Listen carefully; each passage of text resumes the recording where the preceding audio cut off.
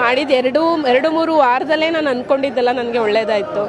2-3 ವಾರದಲ್ಲೇ ನಾನು ಅದು ಹೇಳಿದ್ರೆ ಇದಾಗಲ್ಲ. ಅದು ನೀವೇ ಬಂದು ಮಾಡಿದ್ರೆ ಯಾರೇ ನಂಬಿ ಬಂದ್ರು ಅದು ಅವ್ರಿಗೆ ಅದು ಸ್ವಂತವಾಗಿ ಅವ್ರಿಗೆ ಇದಾಗುತ್ತೆ.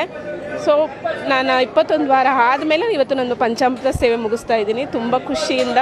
ದಯವಿಟ್ಟು ಯಾರೇ ನಿಮ್ಮ ಸಮಸ್ಯೆ ಇದ್ರೂ ರಾಯರನ್ನ ನಂಬಿ ಕೆಟ್ಟವರಿಲ್ಲ ಅಂತ ಹೇಳ್ತಾರಲ್ಲ, ಹಾಗೆ ರಾಯರನ್ನ ನಂಬಿದ್ರೆ ಖಂಡಿತ ಎಲ್ಲರಿಗೂ ಒಳ್ಳೇದಾಗುತ್ತೆ. ಎಲ್ಲ ನಿಮಗೆ ಬಿಟ್ಟಿದ್ದು. ನಾನು ಏನು ಅನುಭವಿಸ್ತಾ ಇದ್ದೀನಿ ಅದು ನಂದಲ್ಲ, ನಿಮ್ಮದು ಅಂತ ರಾಯರಿಗೆ ಪಾದಕ್ಕೆ ನೀವು ಅರ್ಪಣೆ ಮಾಡಿದ್ರೆ ಸೊ ರಾಯರೇ ಎಲ್ಲ ನೋಡ್ಕೋತಾರೆ. ಎಲ್ಲ ಅವರಿಗೆ ಬಿಟ್ಟಿದ್ದು ಎಲ್ಲ. ನಾನು ತುಂಬ ಖುಷಿಯಾಗಿದ್ದೀನಿ. ರಾಯರನ್ನ ನಂಬಿದ್ರೆ ಎಲ್ಲರಿಗೂ ಒಳ್ಳೆಯದೇ ಆಗುತ್ತೆ.